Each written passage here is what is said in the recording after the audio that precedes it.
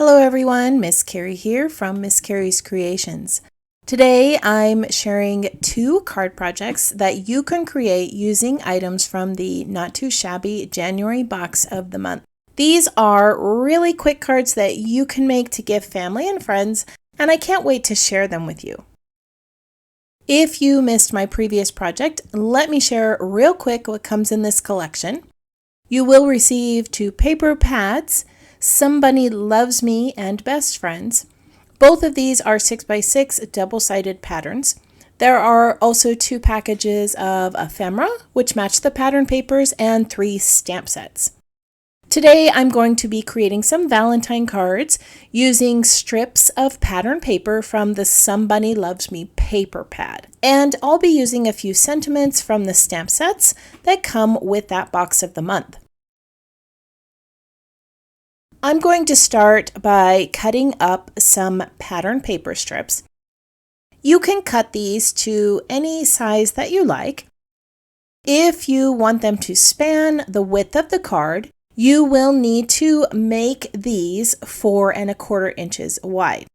If you want to create a little frame or have another pattern piece behind the strips, you will need to cut them just a little bit smaller.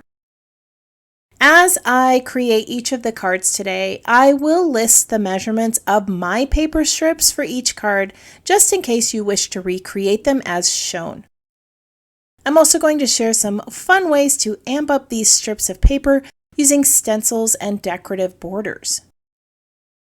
For this first card, I have 3 pattern paper strips. Before I attach these to my card base, I want to use a stencil to add a little bit of texture to that top pattern strip. I have placed this down onto a magnetic board, and I'm using a stencil with some paste to add a few little polka dots. This is a honeybee stamp stencil that I have in my collection, but I know that you probably have something in your stash that you could use with dots or florals, hearts, or stripes. Now, if you're not a fan of texture paste, you could also use some ink for this application. After the paste had dried, I started attaching the pattern paper strips to a piece of craft cardstock. Off to the side there, I have listed the measurements for each of these strips for your reference.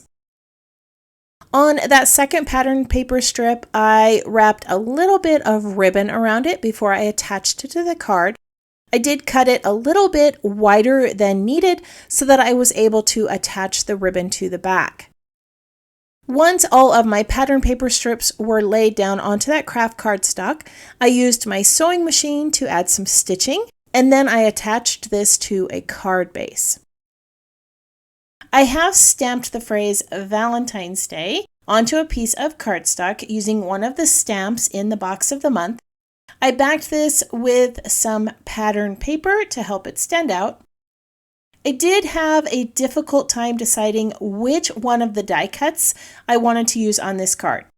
This little bunny cupid with the balloon is just too cute, but I think it's a little bit big for this design, and I want to try it on a horizontal card.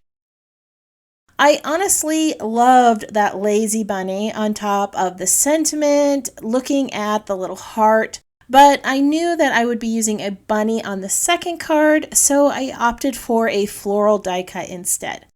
I'll probably create a few more cards just so that I can use some of these bunnies to create some Valentines. I layered the floral piece I selected behind the sentiment and trimmed it to size, and then I attached it to the card on some foam tape. I also added a little ribbon bow to the card and attached it with a glue dot.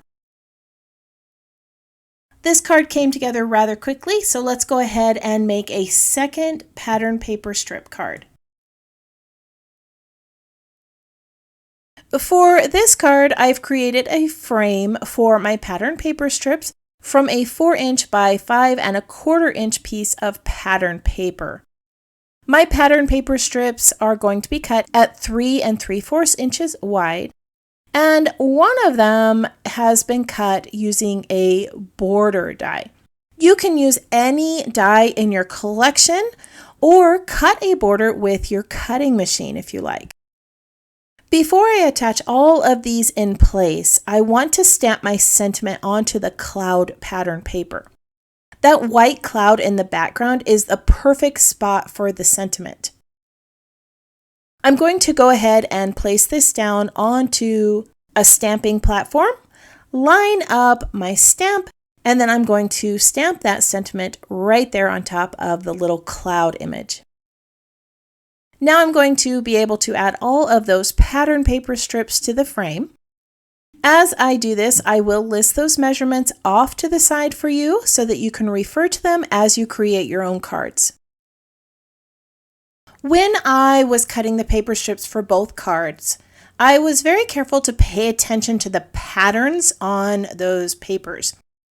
The ones with simple patterns like hearts are easy to cut down, but the bunnies and the trees required a little bit of forethought. I didn't want to cut off any bunny heads, and I wanted to make sure that the trees looked evenly spaced on that bottom strip.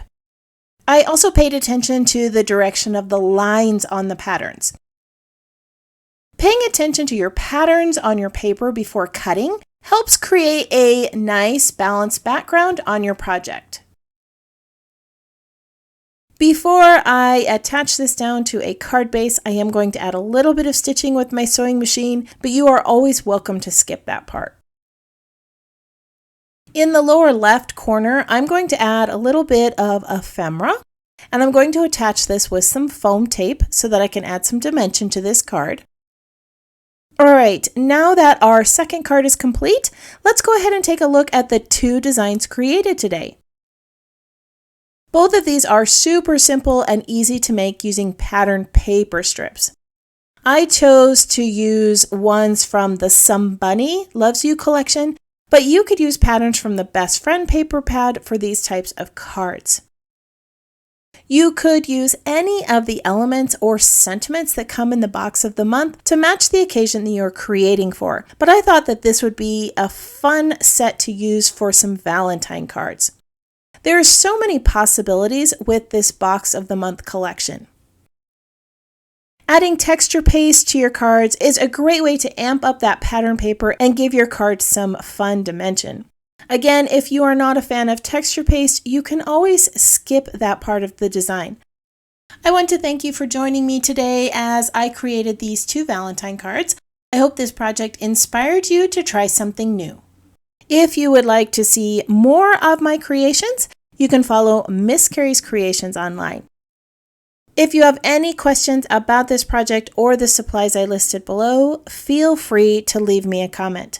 I hope that you have a wonderful week, and I can't wait to see what you create.